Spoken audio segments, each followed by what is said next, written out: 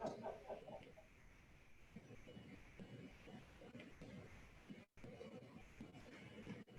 morning, brethren, and welcome to the Masonic Temple here in Greensboro for Wilkerson College Virtual Symposium. It is definitely a pleasure to have everybody streaming in and being able to continue this tradition of our symposiums that we've done every year for the last 5 years. So today, Worship Master Danny Martin has asked me to talk about the first grand chapter of Royal Arch Masons and Grand Council of Select Royal Masters in North Carolina. And although it was a short period of time, it was a very instrumental step in Masonry in North Carolina. And so with that formation came about some of the discussion for the future of the York Rite, and also have parts of the Scottish Rite involved in that. So with that, so actually about 198 years ago this week, in 1822, North Carolina had only one Grand Masonic body within her vast domain. The Grand Lodges of ancient, free, and accepted Masons, at that time known as the ancient York Masons, were the only grand bodies that we had. We are now to see the birth of the two new sovereign bodies, the Grand Chapter of Royal Arch Masons and the Grand Council of Royal and Select Masters of North Carolina. On Friday, June 21st, 1822, there met in the city of Fayetteville delegates from the subordinate chapters of Royal Arch Masons within the state, who met for the purpose of forming a grand chapter of Royal Arch Masons of the state of North Carolina. The same place and time a similar convention was called for the purpose of forming a grand council of Royal and Select Masters for the state of North Carolina. There are two outstanding facts of interest to note about these two conventions, namely that the delegates to the one were also the delegates to the other. For the most part, there were in existence more councils of Royal and Select Masters than there were chapters of Royal Arch Masons, the former being 7 and the latter 6. However, at the convention, there are only representatives from 5 councils, all of whom were all representatives of the formation of the Grand Chapter.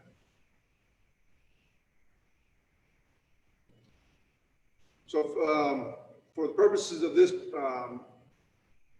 talk, here are the references that I was able to go through. Thanks to Worship Brother Ken Weichel for giving me some great pointers on where to look on this. So at the beginning in 1822, spread out through North Carolina, we had these 6 chapters. Concord chapter number 1 in Wilmington, which was chartered May of 1815. It goes back further, but their charter at that time was from May of 1815. Phoenix chapter number 2, September of 1815. Mount Arent chapter number 3 in Murfreesboro. Roanoke chapter number 4 in Halifax. Concord chapter number 5 in Tarboro. And Kilwilling chapter number 6 in Wadesboro.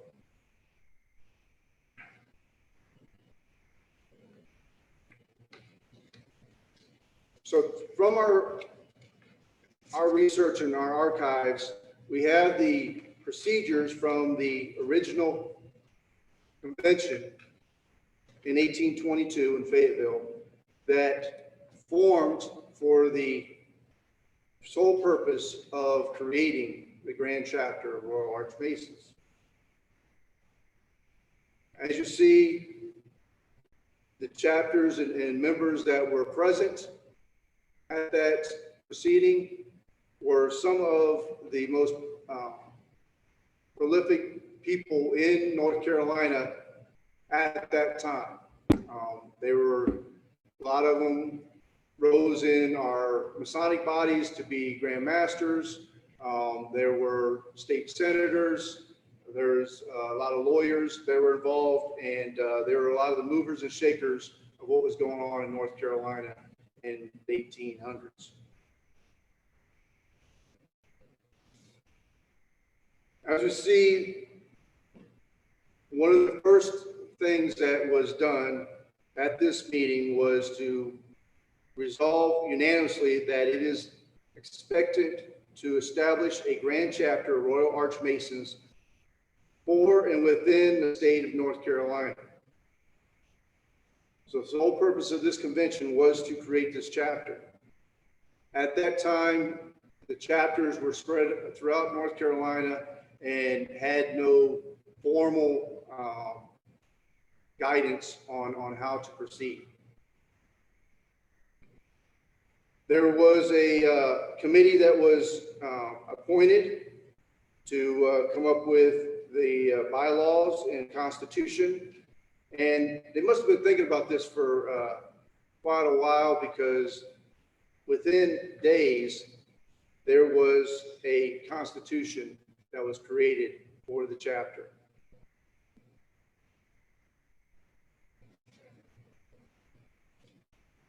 I'm going fast there, man.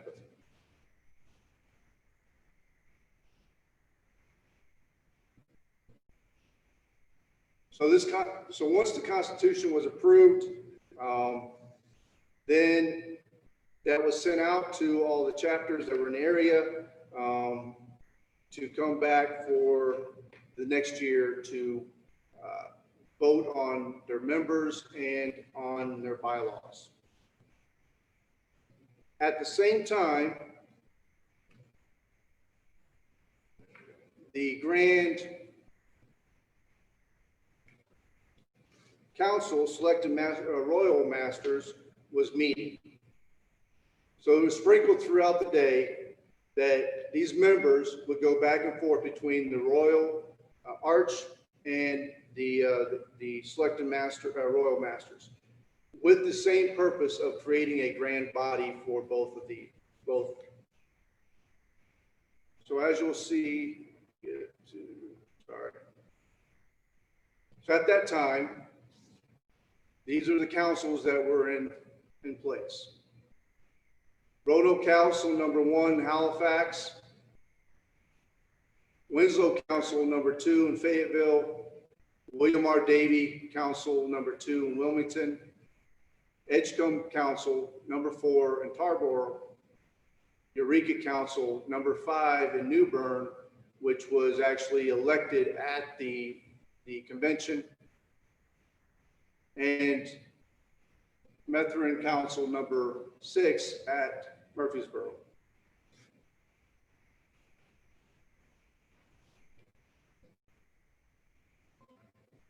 So in June 21st, also in 1822, the Grand Council meets in Fayetteville with pretty much the same members that were in the Royal Arch. First action they took was to resolve that it is expedient to establish a Grand Council of Select Masters within and for the state of North Carolina. So pretty much following the same path as the Royal Arch, a constitution was drafted, voted on, and approved with amendments. So again, these members were pretty adamant about creating this Grand Council. At least the members that were in Fayetteville in 1822. So once they approved it, they went on their way back to their councils to give the good news that a Grand Council has been established, and to establish how that grand body is going to rule over the councils. Some of the existing councils did not want to be involved with the Grand Council. Part of the requirement to be in the Grand Council was that you had to turn in your charter warrant and have one reissued to you. So in 1823, when these grand bodies met again, there was missing two of the original grand councils, or two of the original councils did not attend the council in 1823.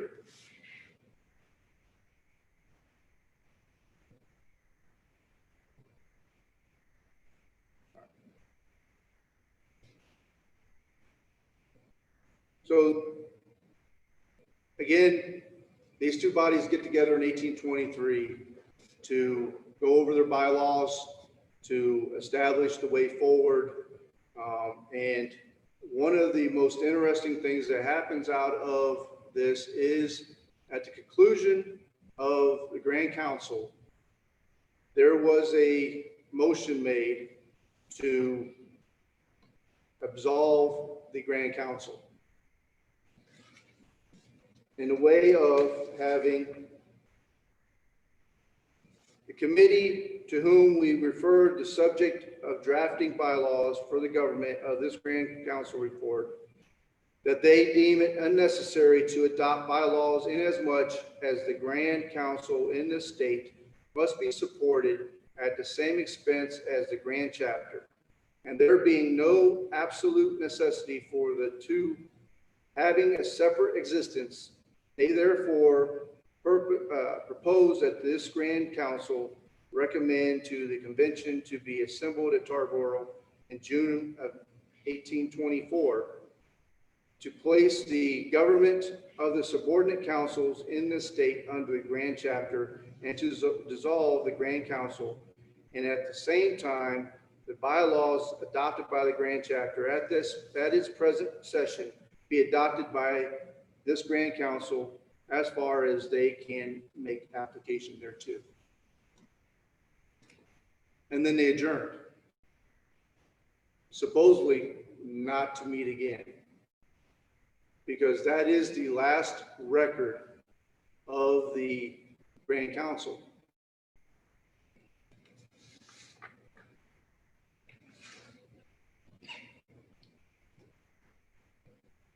So why did this body get together, create a council, and then decide we don't need to meet anymore, let the Grand Chapter take care of this and govern our degrees? So at that time in 1823, 1822, there was a lot of discussion going on who actually owns the cryptic degrees.